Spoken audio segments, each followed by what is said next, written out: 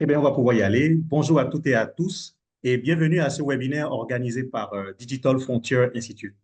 C'est un immense plaisir de vous compter parmi nous aujourd'hui pour aborder un sujet d'une importance capitale pour l'avenir de l'Afrique, agritech et finances digitales, catalyseur d'une nouvelle génération de chaînes de valeur agricoles en Afrique.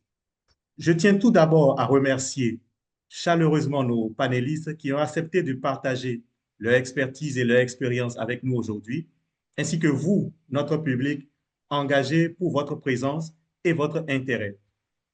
Alors, pour situer un peu le contexte, à l'horizon 2030, notre continent fait face à un triple défi stratégique: assurer sa sécurité alimentaire, renforcer la résilience de ses systèmes agricoles face au changement climatique et accroître durablement les revenus de millions d'agriculteurs, notamment les petits exploitants. Pour relever ces défis, une évidence s'impose: l'innovation est non seulement souhaitable, mais indispensable. Et au cœur de cette dynamique, un tandem stratégique émerge avec une force sans précédent: les technologies numériques au service de l'agriculture, donc l'agritech, et la finance digitale appliquée aux chaînes de valeur agricoles.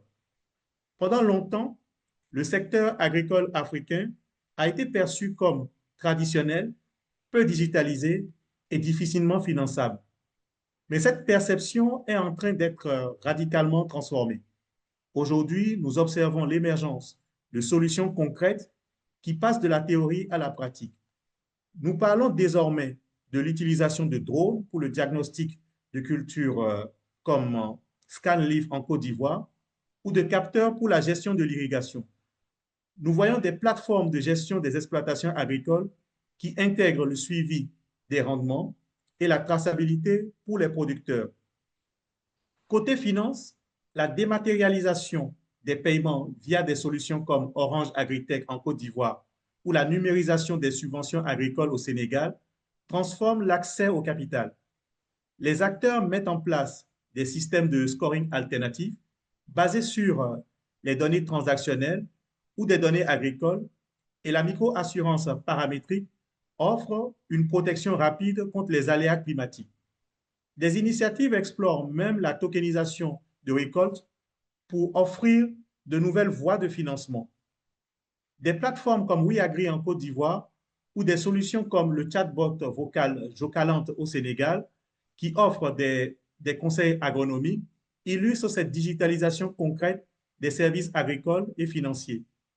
Mais au-delà de ces innovations technologiques, la question fondamentale que nous allons explorer ensemble aujourd'hui est la suivante: ces solutions spécifiques transforment-elles réellement les chaînes de valeur agricoles en Afrique, en particulier dans des contextes comme la Côte d'Ivoire et le Sénégal?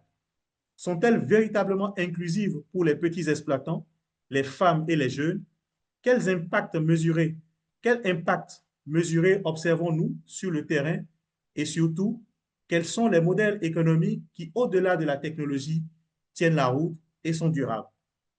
Ce webinaire n'est pas une simple présentation. Il se veut une lecture croisée et un dialogue pragmatique ancré dans la réalité africaine entre des acteurs clés du financement, de l'innovation digitale et de l'agriculture. Nous sommes ici pour débattre des conditions de succès d'une génération 2.0 des chaînes de valeur agricoles, une génération propulsée par ces outils numériques concrets, plus résilients, plus inclusifs et plus profitable pour tous. Pour nous éclairer sur ces questions cruciales, nous avons le plaisir d'accueillir deux experts de renom dont les parcours et les réalisations sont directement en phase avec la thématique du jour et qui connaissent parfaitement les dynamiques en Côte d'Ivoire et au Sénégal. Je vais maintenant vous présenter brièvement, je vais maintenant les présenter brièvement avant de leur céder la parole. Donc, pour commencer, nous avons le plaisir d'accueillir une dame très connue en Côte d'Ivoire, Madame Patricia Zoundi, épouse Yao, qui est fondatrice de Canaland, donc une entreprise agricole inclusive basée en Côte d'Ivoire. Patricia, soyez la bienvenue sur ce webinaire. Merci beaucoup, merci. Est-ce que vous pouvez vous présenter un tout petit peu ainsi que Canaland? Je vous prierai de bien vouloir également activer votre vidéo. Je précise que Je- Patricia est actuellement hors d'Abidjan, donc à des moments, la connexion pourrait poser un petit souci. C'est ça le monde agricole. D'accord, merci beaucoup. Donc, je vais couper ma caméra pour avoir plus.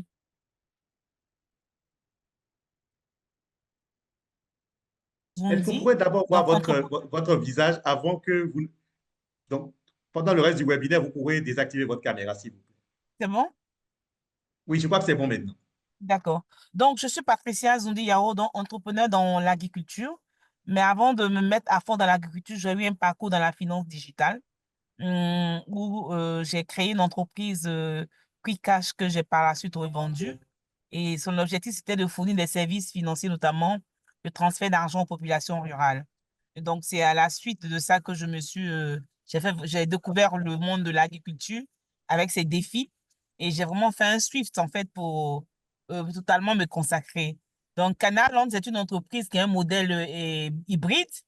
Donc, nous avons notre production propre à nous et nous avons une production qui est externalisée, que nous développons sous forme de franchise. Pourquoi est-ce qu'on a mis en place cette entreprise? On l'a mis en place pour résoudre trois problèmes. Le premier, c'est la difficulté dans laquelle les populations que très peu de rendement parce qu'elles ont très peu de connaissances agronomiques. Elles sont fortement tributaires des changements climatiques. Le deuxième défi, c'était la déforestation. La Côte d'Ivoire a perdu près de 80% de son couvert végétal. Et très, très, très, très, très vite, c'est l'agriculture qui est un peu indexée comme étant une des causes. Et le dernier aspect, c'est la forte dépendance de notre pays vis-à-vis des importations des fruits et légumes. Donc voilà comment on a essayé de mettre en place ce modèle-là. Et ça fait bientôt, depuis 2019 que nous avons été créés. Donc voilà, brièvement pour parler un peu du parcours de Canal et de moi-même. Merci. Merci beaucoup, Patricia, et encore une fois, merci d'avoir accepté notre invitation sur ce webinaire. Donc, je m'en vais maintenant vous présenter Monsieur Aboubakar Sadiq Ndiaye, qui est consultant et coach en stratégie de transformation digitale et intelligence artificielle. Monsieur Ndiaye est basé au Sénégal. Aboubakar, soyez le bienvenu sur ce webinaire. Bonjour Maxime, bonjour à Patricia, notre co-débattrice. Et c'est un plaisir d'intervenir à nouveau sur ce panel et je remercie Digital Frontier de nous donner cette opportunité-là de pouvoir nous exprimer, de pouvoir échanger avec d'autres experts africains sur ces questions qui nous préoccupent, le numérique notamment.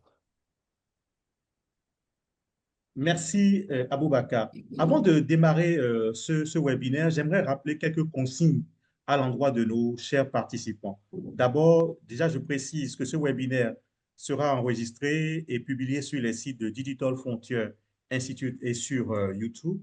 Nous aurons une discussion qui va durer globalement 40 à 45 minutes et nous prévoyons environ une dizaine de minutes pour recevoir les questions des participants. Alors, par rapport aux questions des participants, nous vous offrons deux modalités. Vous avez la possibilité de poser vos questions via le chat box ou bien, si vous souhaitez intervenir en direct, ben, il suffirait juste de pouvoir nous le spécifier dans le chat box et nous allons vous donner la parole. Vous pourrez intervenir directement dans la discussion, mais après la série de questions qui sera posée à nos chers panélistes. Donc, sans plus tarder, nous allons rentrer dans le vif du sujet. Donc, la première question sera adressée à Madame Yao. Patricia, comment vous évaluez aujourd'hui l'intégration et la complémentarité des solutions agritech, comme les plateformes de gestion des exploitations, des plateformes d'irrigation de précision et la finance digitale? Comment vous jugez l'intégration entre l'agritech et la finance digitale? D'accord, merci. Mon expérience m'a permis d'observer à quel point cette complémentarité-là existe entre tout ce qui est agriculture, tout ce qui est technologie et tout ce qui est finance digitale. Mais il faut que ce soit pensé de manière très inclusive. Donc, je prends par exemple un exemple, vous allez trouver des solutions, on vous parlera de capteurs, on vous parlera de paiement, mais ça reste des plateformes euh,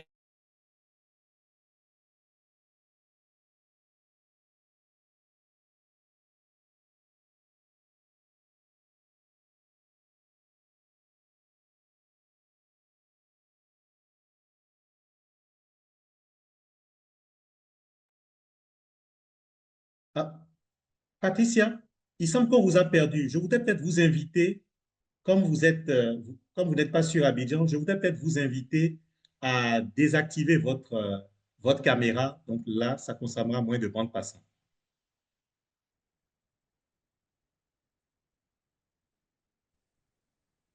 Je pense que je vais couper la caméra, c'est mieux, hein. Je Désolée. crois que c'est mieux. Voilà.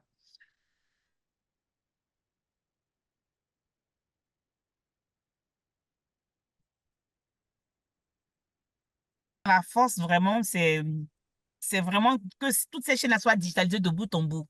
C'est-à-dire du producteur, de tous ceux qui interviennent autour de lui, jusqu'au consommateur final.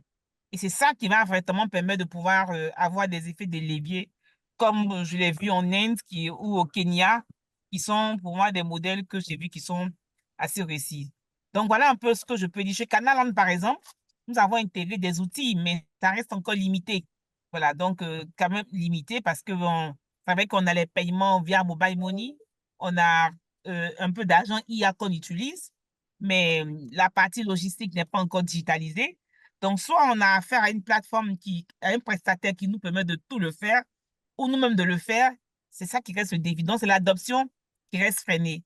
Après, on a nos petits producteurs avec qui on travaille, qui, bien qu'étant habitués au compte mobile money pour recevoir le paiement de leur récolte, ont encore un niveau d'éducation, on va dire, digitale encore limité, en fait. Et après, on a des manques d'interconnexion entre plusieurs plateformes, plusieurs solutions. Donc, quand vous êtes utilisateur de ces solutions-là, vous êtes à cheval entre plusieurs acteurs, en fait. Donc, voilà un peu ce que je peux dire et de l'importance pour moi que ça devrait avoir. Et aujourd'hui, des quelques modèles fragmentés on a des solutions. Il faut déjà se féliciter de les avoir. Mais je pense qu'on pourrait aller vers quelque chose de beaucoup plus efficace et de beaucoup plus efficient.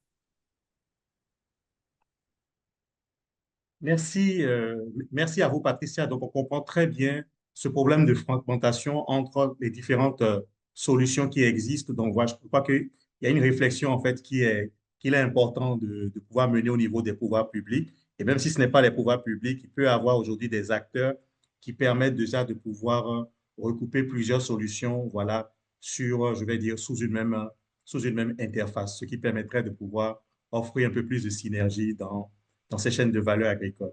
Je m'en vais maintenant me tourner vers Aboubakar Sadiq Ndiaye, voilà, donc, qui est expert en intelligence artificielle. La question que je poserai à M. Ndiaye est la suivante.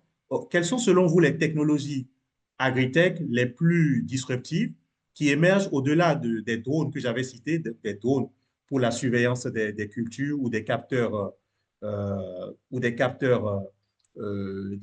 Internet of the Things.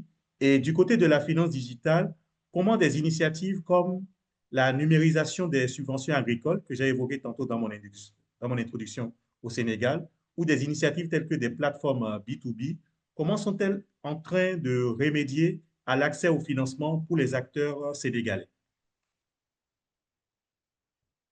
Merci Maxime pour cette question très pertinente et une question aussi très très importante. Donc, commençons par les technologies disruptives par rapport à l'agriculture. Je dirais tout simplement qu'en fait, quand il s'est agi dès le départ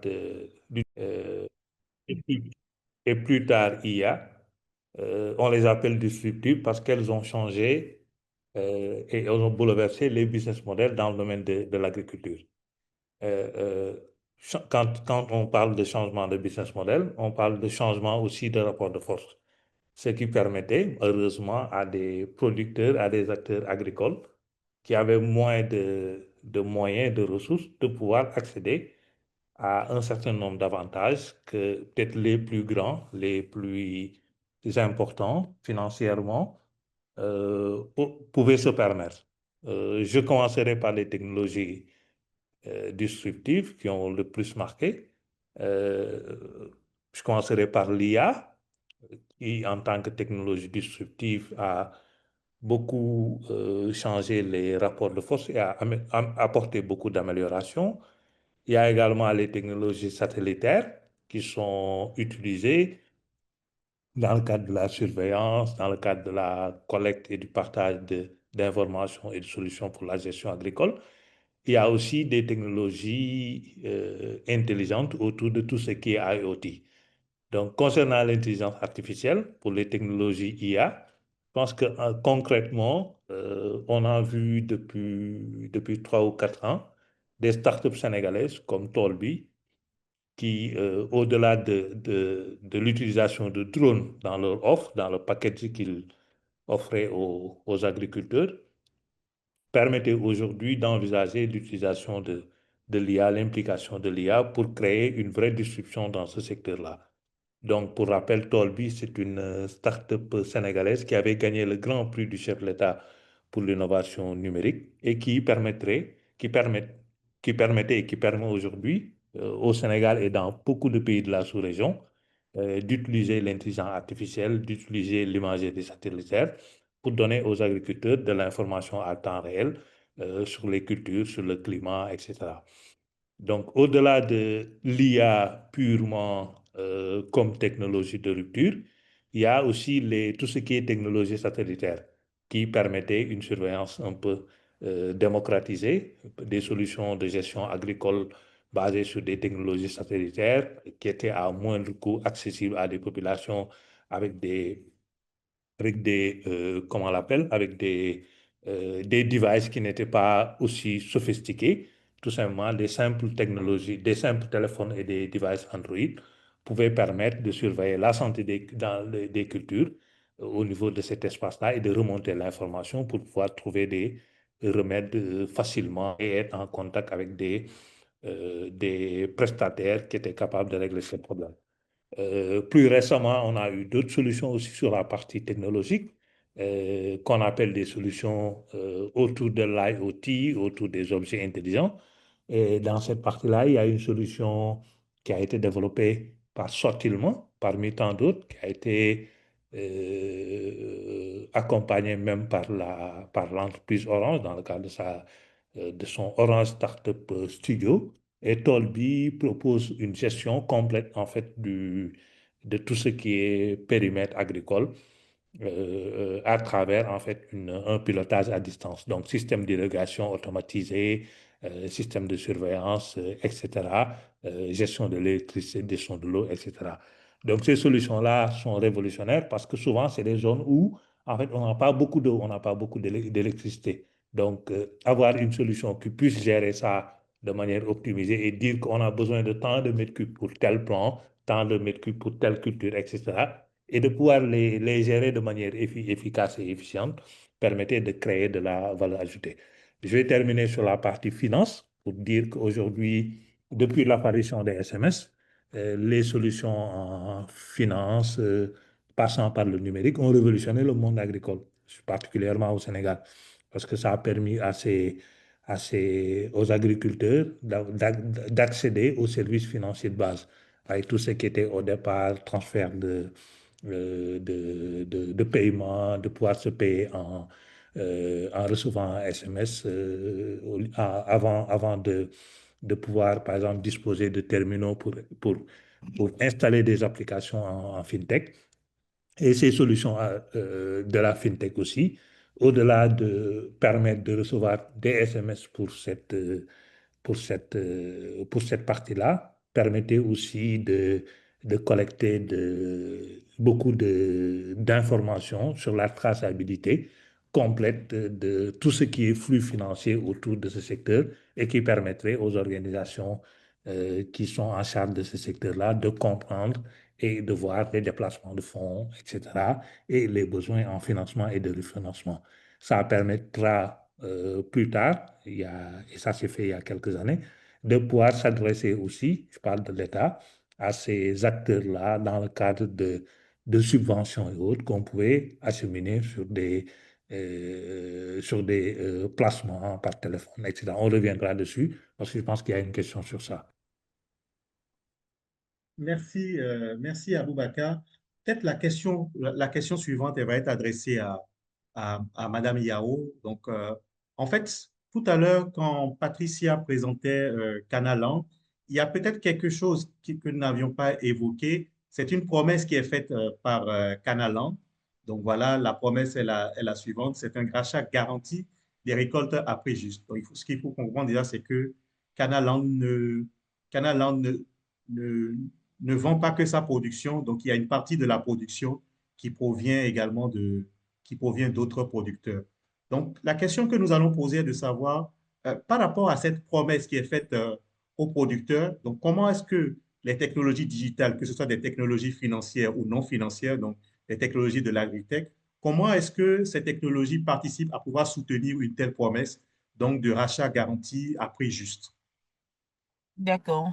Merci. Déjà, avant de répondre à cette question, je voudrais dire que il y a une valeur qui est vraiment fondamentale à Canaland, c'est l'engagement communautaire. Donc, c'est une de nos valeurs. Donc, notre modèle repose sur le fait que la richesse doit être partagée. Et si nous devons la créer, nous devons la créer aussi avec toutes les parties prenantes. Donc, notre installation dans la zone de Toumoudi, qui est environ à 200 km d'Abidjan, nous oblige, en griffe, à pouvoir développer aussi également un tissu économique en milieu rural. C'est ce qui nous a amené à développer des modèles de franchise en griffe. Donc, nous, on les appelle des fermes partenaires. Donc, c'est des producteurs que nous recrutons, ils sont 200. Ils sont intégrés à notre réseau de production, à qui nous fournissons les bonnes pratiques des formations. Nous finançons les intrants et les semences pour nous assurer que la production qui va sortir va être une production qui correspond aux standards qu'on s'est fixés, et ensuite la distribution aux clients. Oui, en fait, les technologies, notamment le mobile money, nous ont permis quand même de pouvoir assurer un paiement des producteurs. Comme vous le savez, comme c'est 200, c'est 200 petits producteurs qui sont un peu dans des zones rurales, là où il n'y a pas de banque, il n'y a pas de microfinance. Donc, le service de paiement le plus disponible, c'est vraiment les comptes mobile money. Donc, nous, ça nous permet, à partir des comptes qu'on a ouverts chez différents opérateurs, de pouvoir payer directement la production du producteur sur son compte mobile money sans qu'il y ait, à faire passer ça par quelqu'un ou de le sécuriser. Donc, ça, c'est déjà pour moi un point important. Le deuxième point, c'est vrai qu'on ne l'utilise pas de manière encore très optimale, mais on a pu intégrer des agents IA au niveau agronomique qui permettent quand même de nous aider en fait sur tout ce qui est planification de la production, parce que nous avons oublié de planifier non seulement notre production, mais également la production de tous les autres producteurs qui sont dans notre réseau avec qui nous rachetons la production. Donc, on a intégré des agents IA agronomiques qui nous permettent quand même de pouvoir faire la planification, de pouvoir anticiper en fait sur les défis, surtout au niveau des défis climatiques.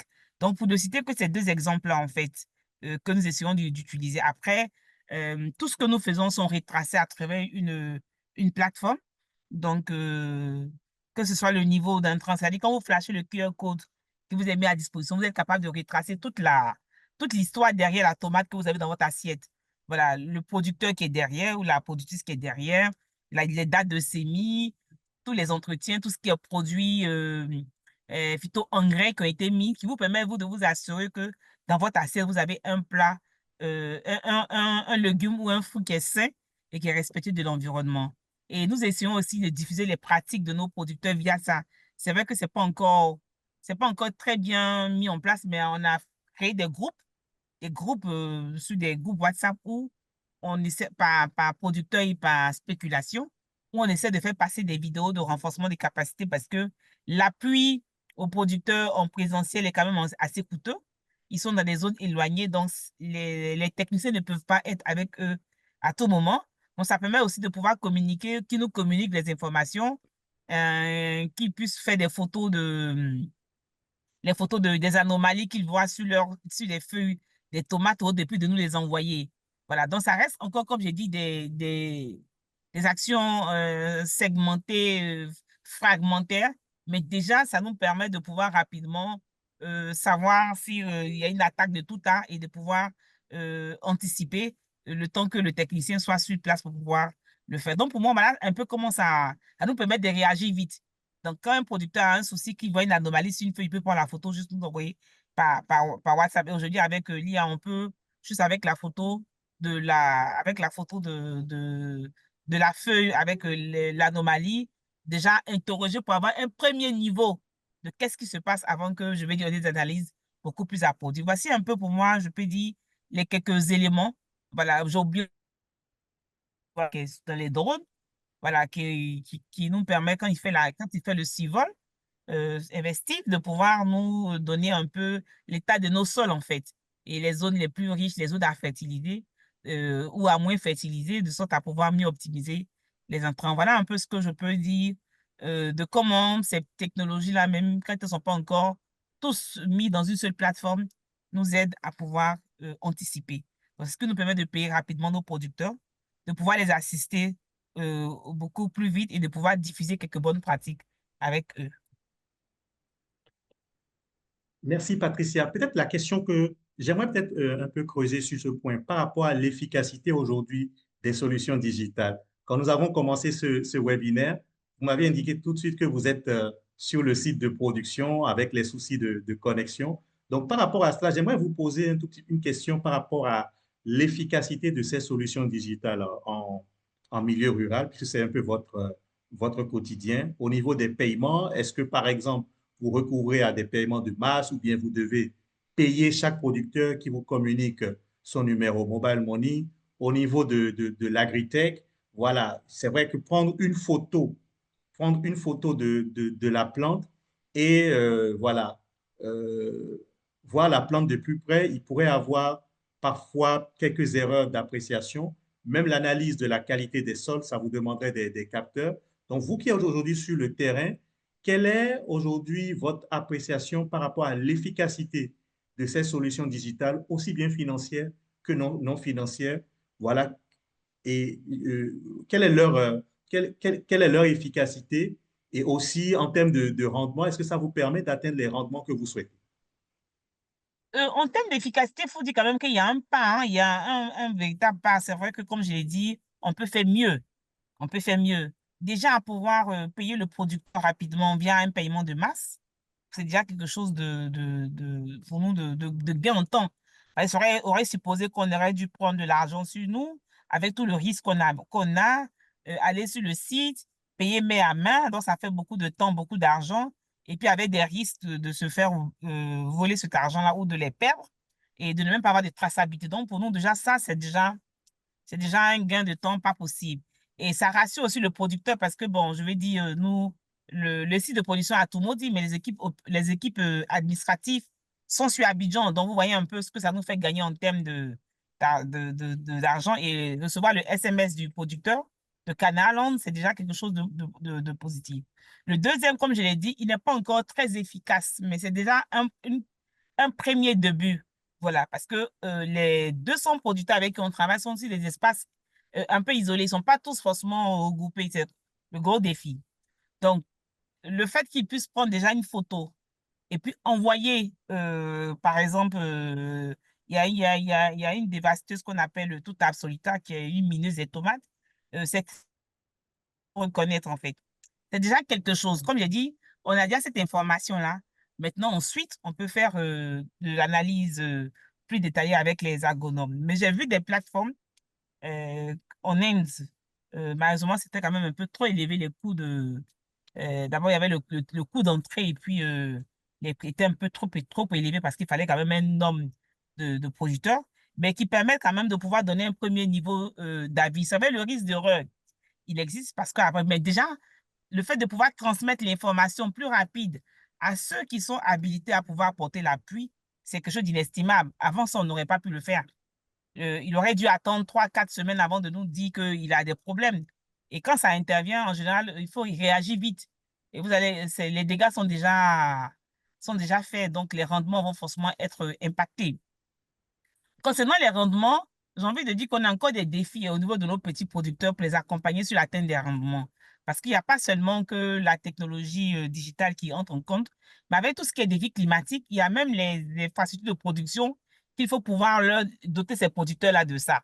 Bon, nous, on n'est pas encore à ce stade parce que c'est un peu coûteux. Mais sur nos sites de production, je vais dire, les rendements, ils sont plus ou moins garantis puisque nous avons des serres qui nous permettent d'avoir le climat qu'il faut, de pouvoir apporter à la plante la quantité d'eau qu'elle a besoin. Quand vous prenez un site qui n'est pas couvert, S'il y a trop de pluie, c'est un problème. S'il y a moins de pluie, c'est un problème. Donc, il faut apporter à la plante la quantité d'eau qu'elle a besoin au moment qu'il faut et en fonction de son évolution, qu'elles sont en stade de fructification ou en stade végétatif. Donc, il y a beaucoup d'éléments qui interviennent. Mais comme je l'ai dit, on essaie de faire déjà avec ce qu'on est. Mais je pense que la technologie devrait nous permettre d'avoir un peu plus, d'aller un peu plus, parce que j'ai vu des exemples dans d'autres pays, en fait. C'est pour ça que j'estime qu'on est, on est encore à la phase où on t'attend, où on ne profite pas pleinement, en fait, de cette technologie-là. Et puis après, l'adoption des producteurs reste encore un défi. Je pense qu'ils sont encore très contents de voir l'agronome à leur niveau, ce qui n'est toujours pas évident. Donc, il y a pas mal de défis. Mais déjà, pour moi, je pense que en termes de rendement, si vous prenez par exemple un pied de tomate, la moyenne, on a moins d'1 kilo, 1 kilo par pied en rendement. Mais avec les technologies qu'on utilise, vous pouvez aller jusqu'à 8 kilos. Et les 8 kilos, je pense qu'on est même encore en deçà de la norme. Quand je vais comparer les pays comme le Maroc, où on passe jusqu'à 20 kilos. Donc, oui, on a fait des efforts, mais je pense que de l'autre côté encore, on a encore beaucoup d'efforts à faire pour atteindre les meilleurs rendements, en fait. Merci à vous, Patricia. Donc, on a bien compris que ça demande encore beaucoup d'investissement. Et déjà, c'est important déjà de vous féliciter pour ce que vous faites. Maintenant, je vais me tourner vers M. Ndiaye. Nous allons aborder un autre aspect de la problématique. Donc, en fait, c'est l'utilisation des données financières, puisqu'on a beaucoup parlé de mobile money. Donc, il y a une question qui se pose justement du côté des producteurs. C'est cette question de pouvoir dresser un profil en pointeur. Donc, la question que nous allons poser à M. Ndiaye est de savoir aujourd'hui comment est-ce que cette technologie financière ou même non financière permet de pouvoir dresser un profil pour des producteurs qui n'ont pas nécessairement un historique financier ou en tout cas un historique très fourni.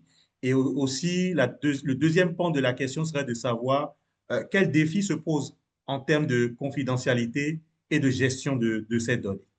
Monsieur Diaye, vous avez la parole, s'il vous plaît. Donc, merci beaucoup, Maxime.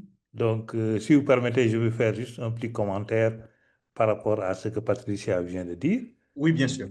Pour juste dire que c'est par rapport à la remarque, toutes les technologies qu'elle a soulevées, le Sénégal et la Côte d'Ivoire sont sur les mêmes enjeux.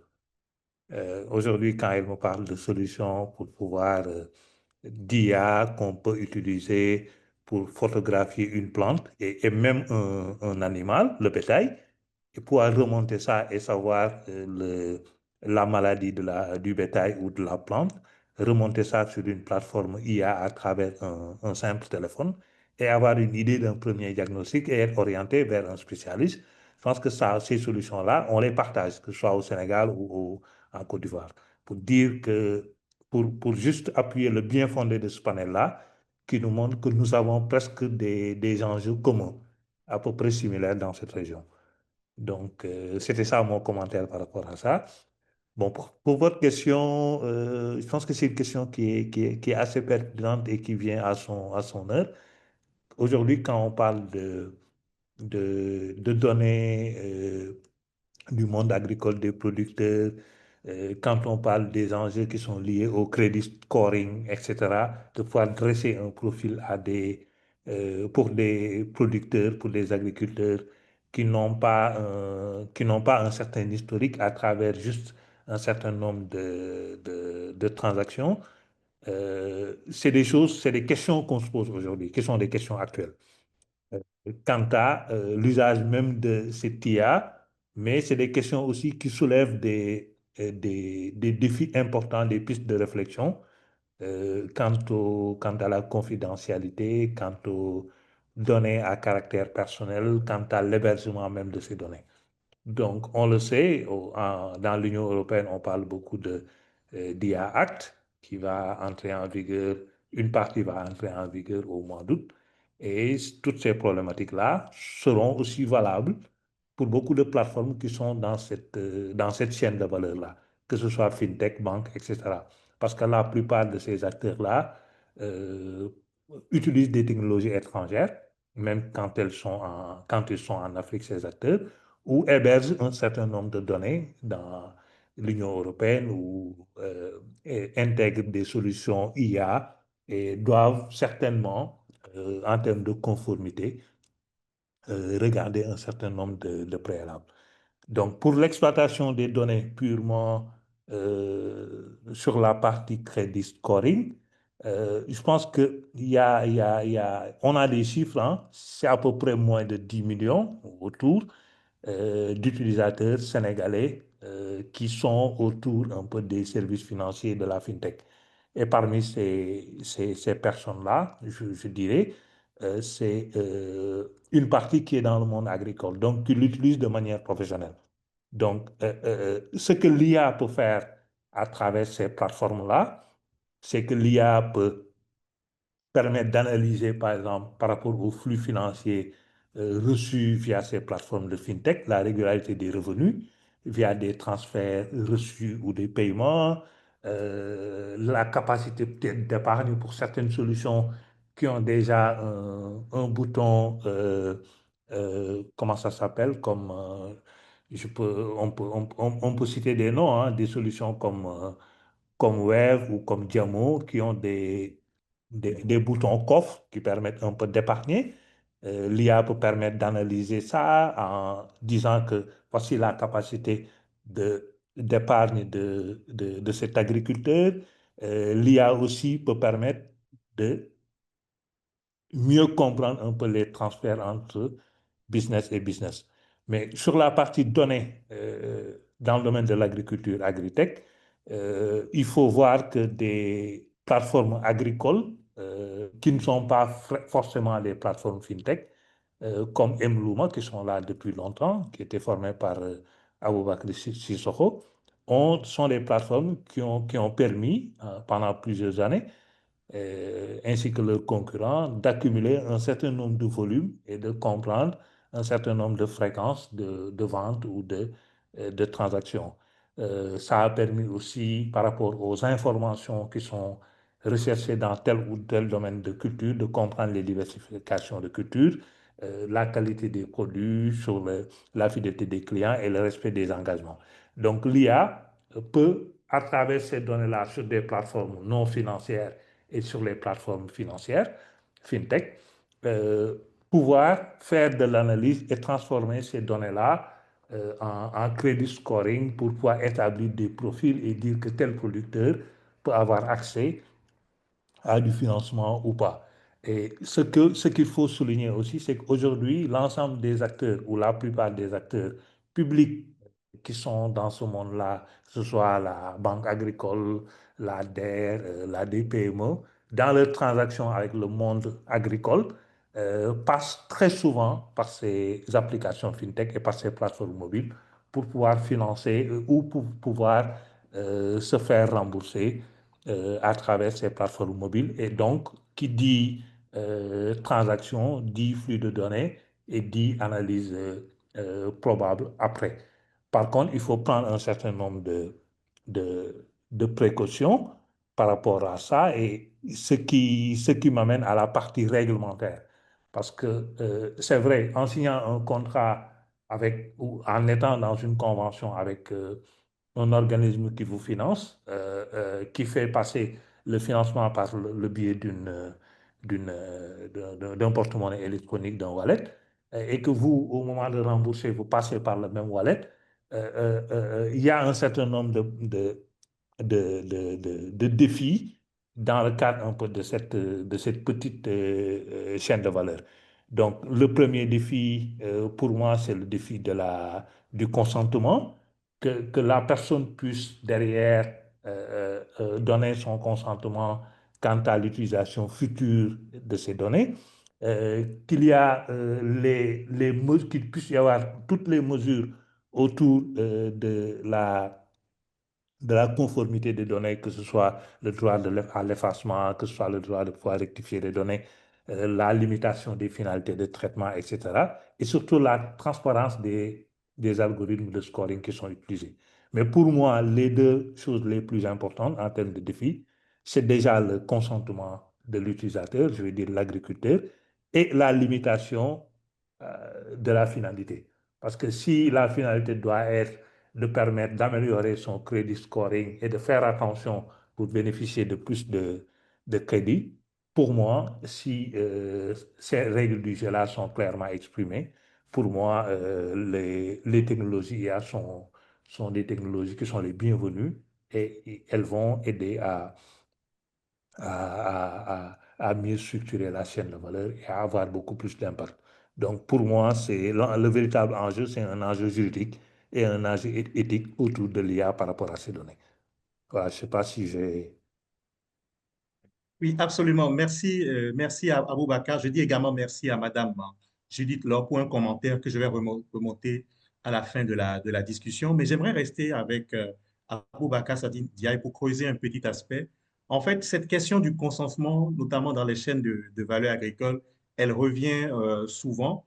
Et la question souvent que nous posons par rapport à cela, c'est comment, dans un contexte de faible alphabétisation, notamment dans le milieu rural, comment nous nous assurons que ce consentement, voilà, il est explicite, que voilà, le producteur a réellement compris que ces données feront l'objet d'une exploitation.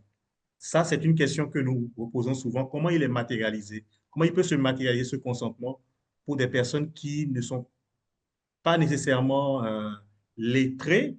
Quand je parle, je parle ici d'éducation non seulement littéraire, mais également financière. Oui, oui, Maxime, c'est une question extrêmement intéressante. Aujourd'hui, à l'ère où on parle beaucoup de confiance numérique, on parle beaucoup de régulation IA. Moi-même, dans mes derniers travaux, c'est vrai que je ne suis pas revenu sur ma présentation tout à l'heure. Au-delà de, comme je suis à l'intersection de la stratégie, du numérique et de l'IA, j'ai également un profil juridique où j'ai soutenu il y a quelques années un- une thèse professionnelle, en master professionnel sur ces enjeux-là juridiques de l'IA. Donc, c'est des questions qui sont là, qui sont des questions chaudes. Et je pense que ce qui va aider, c'est deux choses. C'est un peu mettre en place des politiques de sensibilisation, tout ce qui est digital literacy, portées par le gouvernement et par ces organisations-là qui ont les moyens et qui agissent directement sur le monde agricole. Ce sont ces personnes-là qui ont intérêt à, à recueillir ces consentements-là pour pouvoir les analyser et optimiser les crédits scoring. Ce sont les institutions de l'État, ce sont les banques, ce sont les entreprises et les organismes qui sont au niveau de la FinTech, de pouvoir euh, euh, euh, euh, organiser des sessions d'information, des sessions d'éducation financière et de dire à tous ces utilisateurs de ces plateformes-là, à toutes ces personnes-là qui veulent accéder à ces crédits-là et qui seront analysés suivant un crédit scoring, de pouvoir dire de manière transparente les règles du jeu. Comme vous dites, l'un des blocages majeurs, c'est l'alphabétisation, c'est la langue. C'est des plateformes qui sont en français, dans d'autres pays, c'est en anglais. Et l'essentiel du monde rural, peut-être ne sait ni lire ni écrire. C'est là où l'IA intervient. Aujourd'hui, avec les plateformes IA, ou avec même pour des téléphones qui peuvent envoyer ce qu'on appelle un SMS vocal, on peut, avant chaque convention avec un agriculteur, avant chaque contrat, lui envoyer de manière spécifique, soit si c'est une application qui tourne sur iOS ou sur Android, un message vocal ou lui faire passer par un parcours client qui lui explique dans sa langue d'origine ce qu'on attend de lui et ce qu'il devra accepter ou ne pas accepter par rapport à ce process. En, en utilisant un téléphone basique, aujourd'hui, les opérateurs sont capables d'envoyer un SMS vocal dans une langue locale pour pouvoir toucher ces populations. Mais je pense que l'éducation financière, l'éducation à la conformité, l'accompagnement de l'État et de ces structures-là, en utilisant des IA, parce que justement l'IA permet ça, l'IA peut permettre de ce qu'on appelle des technologies, par exemple, de text-to-speech. Ça veut dire qu'on a un texte qui est envoyé et le récepteur le reçoit en vocal. Ou un vocal qui est envoyé par le récepteur et l'institution financière ou la personne qui finance ou la structure qui accompagne puisse recevoir sa réponse en texte. Donc, toutes ces technologies-là qu'on doit encourager en Afrique, ce sont ces technologies-là qui feront de l'IA ce qu'aujourd'hui le téléphone est devenu et a contribué pour pouvoir vulgariser tout ce qui est technologie mobile, alors que l'Afrique n'est pas à l'origine de la création du téléphone. Merci Aboubacar. Donc, sinon, je crois que je suis entièrement d'avis par rapport au programme d'éducation financière et peut-être aussi, peut-être que tu le disais également, du rôle de peut-être de la Banque centrale dans le contrôle des algorithmes pour voir s'ils sont voilà, départis de tout biais, de tout élément qui pourrait paraître discriminatoire et non pertinent pour une analyse voilà, de la solvabilité d'un emprunteur. Merci beaucoup Aboubacar. Je vais maintenant me tourner vers Patricia Azundi Yao, Canalan. Je reviens encore sur un autre engagement de Canalan, zéro déforestation, zéro pesticide. Alors, la question que je veux vous poser, Patricia, elle est quasiment la même que celle que j'avais posée précédemment par rapport à un précédent engagement, c'est-à-dire le prix juste. Donc ici, comment aujourd'hui cette technologie agricole ou bien cette technologie financière, comment elles soutiennent cet engagement zéro déforestation, zéro pesticide?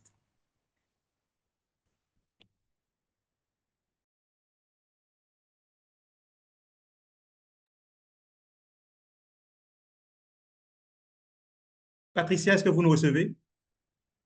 Patricia, vous pouvez activer votre micro, s'il vous plaît. Elle n'est pas en ligne, on dirait. Hein? Ah, OK. Donc, sans doute, elle va se reconnecter. Dès qu'elle se reconnecte, nous allons Ah, lui donner. elle, Ah, OK, elle est d'accord. là. D'accord. Patricia, je ne sais pas si vous avez entendu ma dernière question. Elle vous était adressée. On parlait d'un engagement de Canaland qui est zéro déforestation, zéro pesticide.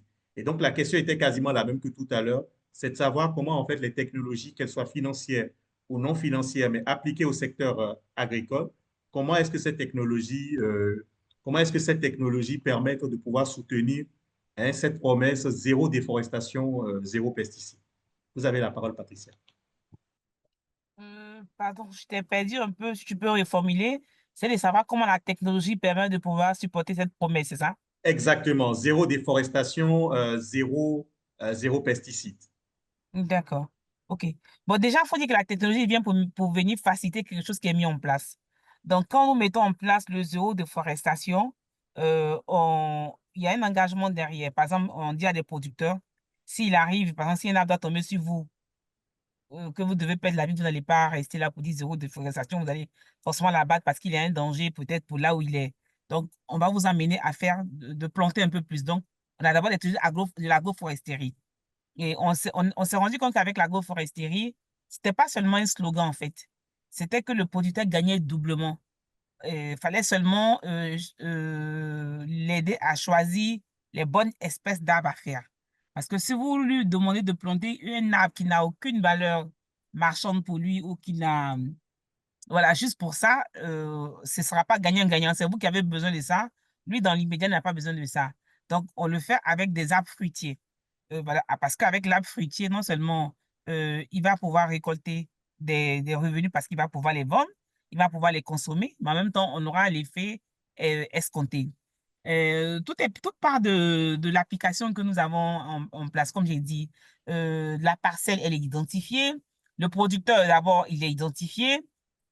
Toutes les quantités, c'est-à-dire que tout ce qui est utilisé, les quantités d'engrais, les quantités de produits, tout ce qui est utilisé est noté en fait, sur cette application-là. En fait. Ce qui permet après aux agronomes en fait, de pouvoir regarder les écarts et puis de pouvoir les analyser en fait. Et donc, ça nous permet nous aussi de pouvoir avoir une bonne gestion de ces intrants-là. Donc, on les fait sous forme de kit, on les met à disposition des producteurs.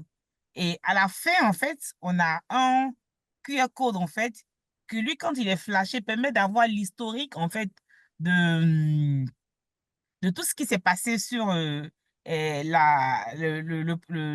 légume que vous avez et même de pouvoir faire des rappels de l'eau en cas de problème. Voilà, donc on peut vous tracer jusqu'à où la tomate est partie chez qui. Elle allait chez tel supermarché ou c'est tout. Parce que tout d'abord est identifié d'abord dès le départ. Donc le produit est identifié. Les produits qui lui sont donnés, ils sont identifiés. Les dosages qu'il fait, tout est noté sur la plateforme jusqu'à la récolte. Et lorsque la récolte est faite, il a, il y a un code, il y a un sticker en fait qui est appliqué sur les casiers de récolte qui vont être apportés au producteur. Donc, on sait que c'est venu chez tel producteur et on sait jusqu'à où, sur quel client c'est parti. Donc, si demain on nous dit qu'il y a un problème, on est capable de faire un rappel de produit. Mais la technologie ne vient pas pour remplacer tout ce travail-là. Il y a un travail qui est d'abord fait parce que vous n'allez pas venir, on digitalise quelque chose. On digitalise quelque chose qui est un travail préalable. On ne vient pas comme ça, une technologie. On dit, OK, voici la technologie. Donc, je veux dire, il y a un travail préalable qui est fait. Et la technologie, justement, vient pour pouvoir faciliter ce travail-là. Et de surtout pouvoir renforcer. Parce qu'il nous est arrivé au début de voir des gaps à partir des analyses. Et on sait finalement quel producteur il faut renforcer en capacité et sur quoi il faut le renforcer. Sinon, après, vous voyez des producteurs qui n'ont même plus envie de faire des formations parce que on les forme on forme pour former, on forme pour former. Donc, on sait les former sur ça, on sait former sur un point précis parce que, justement, à l'analyse de son comportement ou du comportement, justement, de ses données, on est capable de pouvoir savoir qu'est-ce qu'il faut faire. Mais comme je dis, pour moi, ça reste encore un goût inachevé. Voilà, peut-être parce que je suis perfectionniste, parce que j'ai vu des plateformes qui sont totalement intégrées que j'ai vu que vraiment en ligne, qui permet même de faire même vos certifications, même vos certifications Global Gap, voilà, tout est déjà embarqué là-dedans. Voilà, donc nous, on est encore en train de faire parce qu'on a une plateforme qui permet de payer, après on a sur une plateforme pour faire ceci, mais déjà, ça nous permet quand même d'avoir un début de quelque chose. Mais après, nous ne sommes pas des providers de solutions de ce genre, en fait. Nous sommes des producteurs, en fait. Donc, voilà, donc du coup, quand on n'a pas encore de solution qui nous permet d'avoir une visibilité sur toute la chaîne, on essaie de faire par nous-mêmes comme on le peut. Voilà. Donc, l'idéal, c'est ce que j'ai vu. Moi, j'ai vu des modèles, comme j'ai dit, en ligne, où c'est des gens en font leur métier. Vous payez juste des droits d'accès, un peu comme les IRP. Vous les utiliser.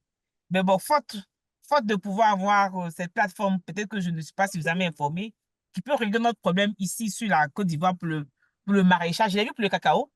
Cacao, ça existe, dans l'anacarde, ça existe, donc ça marche très bien. Mais pour le maraîcher, je n'en ai pas vu encore. Peut-être que je n'ai pas encore bien cherché, mais faute d'avoir des providers qui me proposent ces solutions-là, je suis obligé, moi, d'aller regarder ou bien d'essayer de trouver des solutions par moment ou bien de faire des petits développements. Ce qui me fait perdre un peu de temps parce que j'aurais pu prendre ce temps-là pour me consacrer totalement sur ce que je sais faire, qui est d'encadrer, qui est de produire et de distribuer, et puis avoir accès à un fournisseur qui, lui, a réfléchi à tout ça et qui me permet d'avancer et d'aller plus loin. Tout à fait. Merci, Patricia. J'ai noté, je disais tout à l'heure, j'avais une contribution de Madame Judith Laure. J'ai une main levée de Monsieur Dieudonné Yanguenon. Je lui donnerai la parole tout à l'heure après avoir lu le commentaire de Madame Judith Laure. Mais j'ai une dernière question pour Monsieur Aboubakar Sading Ndiaye. Donc, vous avez beaucoup écrit sur des thématiques telles que la souveraineté numérique ou encore la réglementation de l'intelligence artificielle. Et vous dites que ce sont aujourd'hui, non, en vous basant sur, j'aimerais qu'en vous basant sur le cadre réglementaire sénégalais, quelles sont aujourd'hui les priorités que ce cadre devrait pouvoir adresser, notamment en matière de protection des données agricoles, de réglementation des plateformes agritech. Je crois que tout à l'heure, Patricia évoquait un tout petit peu le manque de solutions adaptées. Mais quand même, déjà, il y a quand même quelques solutions qui sont en place. Vous avez cité par exemple M-Luma. Qu'est-ce qui devrait être fait en matière de réglementation par rapport à ces plateformes-là? Oui, merci beaucoup. Merci beaucoup, Maxime.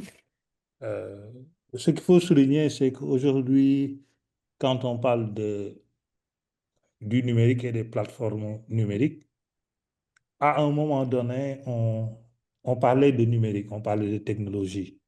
tout simplement. Après, il y a eu des solutions qui sont nées de ce qu'on appelle le Web 2, le Web 2.0 avec tout ce qui est interaction avec les réseaux sociaux, le Web 3, la blockchain. Mais aujourd'hui, on a une nouvelle dimension qui est l'IA. Plusieurs de ces plateformes-là, classiques, traditionnelles, 1.0, aujourd'hui, ont ajouté des technologies IA dans les solutions que ces plateformes-là proposent. Et en termes de réglementation, il faut saluer le fait qu'au Sénégal, comme dans les autres pays de la sous-région, il existe une réglementation quant à l'organisation un peu de tout ce qui est cadre juridique sur les données personnelles. Par contre, ce qu'il faut aujourd'hui comprendre, c'est qu'aujourd'hui, on est à l'heure en fait d'une nouvelle donne. Quand on parle d'intelligence artificielle, on parle d'énormément de données. On parle de données massives. D'accord? Donc aujourd'hui, au lieu de parler tout simplement de traitement de données à caractère personnel, là, on est dans une dimension, on parle de traitement massif de données à caractère personnel. Pour beaucoup pour plusieurs textes et pour beaucoup d'outils juridiques, comme pour le Sénégal, ce qu'il faut remarquer, c'est qu'aujourd'hui, les lois qui encadrent ces données à caractère personnel au Sénégal sont autour un peu des lois de 2008, le cadre juridique de 2008, qui régit, je peux l'appeler comme ça, c'est de manière ironique, un écosystème de 2025. Je ne sais pas si vous me comprenez, Maxime. Je vous suis. Voilà, un cadre juridique de 2008 qui régit des technologies de 2025. Donc aujourd'hui, pas besoin de se poser une question. Il y a énormément d'avancées technologiques que ce cadre juridique-là ne prend pas en compte. Notamment quand on parle d'intelligence artificielle, parce que pour le Sénégal, par exemple, on parle de traitement automatisé. Le traitement automatisé n'est pas forcément de l'IA. L'IA n'est pas forcément du traitement automatisé. Quand on parle de ces plateformes-là, au-delà de Mlouma, il y a même des plateformes qui permettent aujourd'hui à quelqu'un qui est porteur de projet dans le domaine agricole de faire des simulations en donnant de l'information à des IA génératives pour l'aider à valider un business model grâce à l'IA ou à structurer son projet grâce à l'IA. Moi-même, je suis développeur de ce qu'on appelle un custom GPT, qui est sur ChatGPT, qui est gratuit, qui permet à n'importe quel porteur de projet agricole ou non de donner des informations sur son projet, sur son idée de projet, et d'avoir une maquette de business model suivant le modèle Canva avec les 9 étapes. Et sur d'autres solutions existantes aussi, elle intègre, que ce soit de l'IA générative, que ce soit des agents IA, que ce soit ce qu'on appelle l'AGI dont on parle et la super prochaine intelligence. Et toutes ces solutions-là utilisent énormément de données, font du traitement de données. C'est des plateformes souvent qui sont conçues à partir de LLM, de large language model ou de small language model, open source, qu'on a utilisé pour pouvoir ajouter un certain nombre d'informations locales en fine-tuning ou en RAG, etc. Donc moi, je pense qu'il faut une vraie réflexion et de l'action autour de ça, parce que même la dernière stratégie d'intelligence artificielle au Sénégal, moi, j'ai eu l'honneur d'être co-auteur de la stratégie d'intelligence artificielle au Sénégal. J'ai été coopté comme expert sectoriel dans la rédaction, l'élaboration de la stratégie d'intelligence artificielle au Sénégal en 2023. Et pendant la rédaction de cette stratégie-là, les acteurs ont été d'accord et ont mentionné de manière claire qu'il faut une évolution du cadre juridique concernant les données et concernant l'IA. Pour vous dire qu'aujourd'hui, les gens sont conscients de l'adaptation de ce cadre juridique-là aux nouveaux enjeux qui ne sont plus des enjeux de 2008, mais des enjeux de 2025 et au-delà. Merci. Merci Aboubacar. Je crois que nous arrivons au terme de cette discussion, mais nous n'allons pas partir sans quand même décortiquer deux questions de nos chers participants. Donc, je vais commencer par une question de Madame Judith Laure qui est adressée à Madame Yao et elle souhaiterait savoir si la traçabilité des intrants dans les productions implique la maîtrise de chaîne de valeur de production des dix produits. Donc, est-ce que la traçabilité des intrants dans les productions implique la maîtrise de chaîne de valeur de production des dix produits? Donc, c'est une question pour Madame Yao. Vous avez peut-être une minute, s'il vous plaît. J'avoue que je ne comprends pas bien la question. Si quelqu'un peut me la reformuler, je ne sais pas trop. Voilà. En fait, ce que moi j'ai compris, est-ce que la traçabilité des intrants, parce qu'aujourd'hui, vous êtes beaucoup plus dans une logique de production, mais les intrants, ce n'est pas vous qui les produisez. OK. D'accord? Est-ce que la traçabilité, la traçabilité donc de l'origine également de ces intrants, est-ce que c'est également un Oui, bien sujet sûr, pour vous? bien sûr, Voilà. j'ai envie de dire, c'est même un point essentiel. Voilà, c'est même un point essentiel. Donc, avant d'abord de nous pouvoir autoriser l'utilisation d'un intrant, il faut qu'on s'assure d'abord qu'ils ont toutes les homologations au niveau du ministère, en fait, de l'Intérieur. Donc, il faut que ce soit une entreprise qui ait eu les agréments parce qu'on estime que le ministère a toute la latitude de faire la due diligence. D'accord. Si je m'étais Et trompé après, il y sur a un la question, registre. Il y a un oui, je vous registre en de prie. tous les produits qui sont homologués.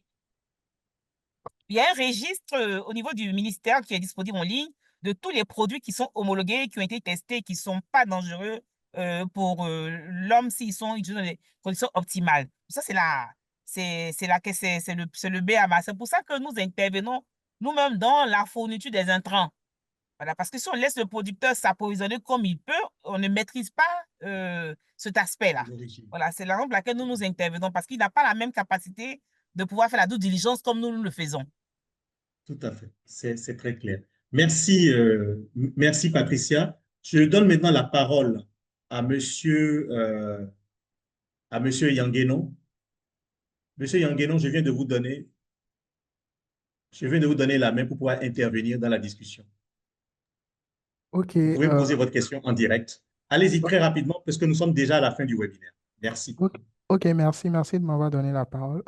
J'aimerais juste savoir en fait, Est-ce que quels vous sont pouvez vous présenter très rapidement d'où vous nous appelez, qu'est-ce que vous faites et vous indiquez également la personne à qui vous adressez votre question et vous posez la question, Ok, s'il vous plaît. rapidement, moi c'est Dieudonné Nianguenon, je suis un chef de projet et actuellement je finis mon master en finance digitale et je travaille sur le financement en fait des coopératives agricoles. Et en fait, ma question était de savoir, aujourd'hui au Sénégal, j'adresse ma question bien sûr au monsieur.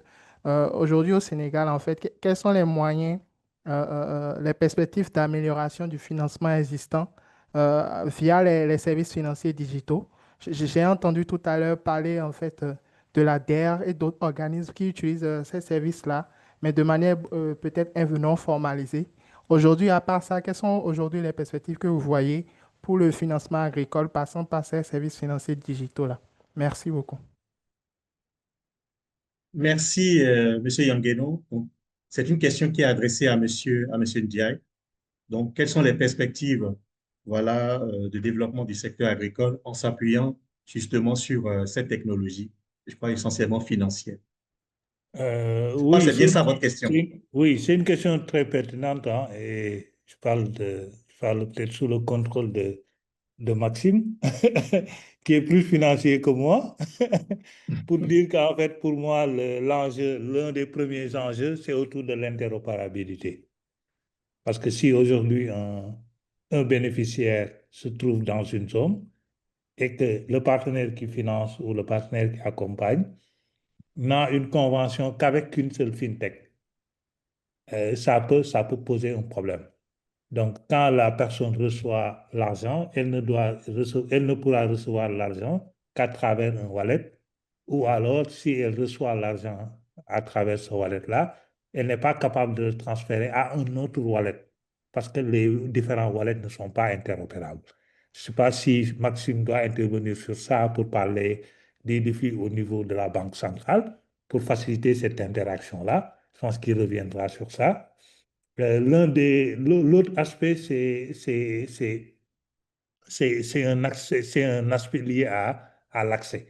Parce que quand on parle de fintech, on pense à Internet. On pense à des populations qui, pour pouvoir attaquer ces solutions-là, disposent en fait d'une couverture Internet et d'une couverture Internet qui soit aussi à moindre coût.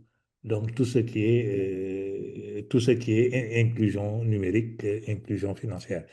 Et je pense que la dernière partie, c'est l'implication de l'IA pour avoir des solutions locales et des solutions vocales dans les langues des personnes qui sont les cibles et les personnes utilisatrices, afin que ces personnes-là puissent interagir avec les institutions via leur propre langue en ayant une compréhension claire des enjeux, des données qu'elles vont fournir, de l'exploitation de ces données, de pouvoir donner leur consentement et le retirer, quelle que soit la langue du bénéficiaire.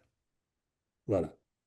Merci Aboubacar, c'est vrai, et merci à Monsieur Yangueno. C'est vrai que tu m'as tendu la perche, mais nous sommes arrivés au thème de ce webinaire. Sinon, je suis entièrement d'accord. Aujourd'hui, avec l'interopérabilité, ça devrait pouvoir nous permettre d'évoluer vers ce qu'on va appeler l'open finance. Pas l'open banking, parce que l'open banking est un peu plus restrictif. Ça va se limiter aux banques. Or, ici, les données financières les plus crédibles, enfin, les plus fiables, sont aujourd'hui au niveau des telcos, donc des fintechs. Donc aujourd'hui, la question que tu es en train de me poser, c'est comment nous allons aller vers un cadre d'open finance qui permet de pouvoir exploiter en fait ces données financières, non seulement dans le secteur agricole, mais il y a encore beaucoup d'autres secteurs. Ça ferait l'objet d'un autre webinaire.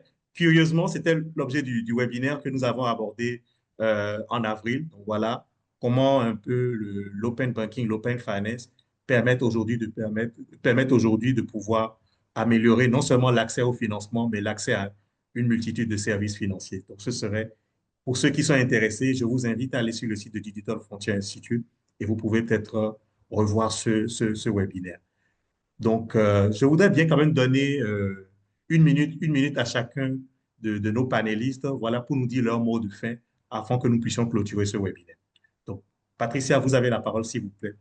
Vous avez une minute pour nous dire votre mot de fin. Au mot de fin, je vais partir de la conclusion de Aboubacar. Il a parlé de solutions locales, voilà, pour un contexte beaucoup plus local. Donc, c'est vrai qu'il y a des solutions qui émergent, qui sont souvent portées par des filières, par des gouvernements, mais je pense il faudrait qu'on évolue vers des solutions locales, parce que je ne sais pas des solutions que j'ai vues en Inde, mais qui ne s'appliquent pas véritablement au contexte de la Côte d'Ivoire. Donc, pour moi, c'est un peu ça. Donc, c'est plutôt plaider pour des solutions locales pour essayer d'apporter des solutions à des problèmes qui se posent localement. Et le dernier point que je vais dire, c'est qu'aujourd'hui, on ne peut plus produire comme on le produit avant. On faisait avant. Donc, la technologie aujourd'hui peut aider beaucoup de petits producteurs à aller plus vite. Donc, je pense que ce n'est même plus une option. C'est vraiment aller au péril parce qu'avec l'ouverture des marchés, nos producteurs risquent de perdre en compétitivité, de perdre en rendement. Et j'ai envie de dire, j'ai un peu de la peine au cœur parce que je pense que c'est des producteurs qui vont, j'ai pas envie de dire fermer, mais qui vont peut-être arrêter de produire parce qu'ils seront plus rentables si on continue d'aller comme on le fait maintenant. Voilà mon mot de fin. Merci à vous, Patricia. Merci d'avoir accepté notre invitation. Je laisse la parole à Aboubacar pour son mot de fin. Merci infiniment à Maxime de m'avoir permis de pouvoir m'exprimer à travers ce panel. Merci à Patricia qui a partagé des retours d'expérience extrêmement intéressantes. Moi, j'en ai beaucoup appris. Et merci aux différents interlocuteurs qui ont posé des questions, qui ont interagi, qui ont fait des petits likes, qui nous ont accompagnés tout au long de cette session. Pour moi, le mot de la fin se résume en 3 mots. Un, c'est, je dirais, mettre l'agriculteur, mettre le bénéficiaire agricole, je parle d'agriculture grand A, pêche, agriculture et élevage, au cœur des préoccupations dans les solutions adressées. Parce que pour moi, on ne peut pas juste designer des solutions là-bas et venir dire qu'on s'adresse au monde agricole et que c'est au monde agricole de s'adapter à ces solutions. Il faut les designer par rapport aux réalités locales, par rapport aux besoins de chaque zone, par rapport aux spécificités un peu des secteurs agricoles pris en charge. La deuxième chose, c'est l'utilisation de la technologie. La technologie facilite aujourd'hui beaucoup de choses. La technologie aide, la technologie permet de faire de l'inclusion. Et la dernière chose, c'est de parler de régulation, d'accompagnement par rapport aux données utilisées, par rapport aux plateformes qui sont déployées, afin que les personnes puissent tirer profit de la technologie de ces relations, mais puissent aussi préserver leur vie privée et leur avenir en termes de données. Voilà. Merci à vous, Bakar. Merci, Patricia. Merci à vous, chers participants. Je vois beaucoup de mots d'encouragement, que ce soit de monsieur Sérin, monsieur Omar. Merci à vous tous. Voilà, c'est une première pour nous de faire un webinaire en pleine semaine. Donc, c'était un défi. Voilà, tenant compte du fait que vous devez tous reprendre service voilà, à 13h, 15h GMT. 14h GMT pour certains, 15 heures pour d'autres. Donc, merci de nous avoir consacré 1h10 de votre temps. Et je vous dis à très bientôt pour un prochain webinaire Digital Frontier Institute, très probablement au mois de septembre. Merci, chers panélistes, merci, chers participants, et à très bientôt. Au revoir.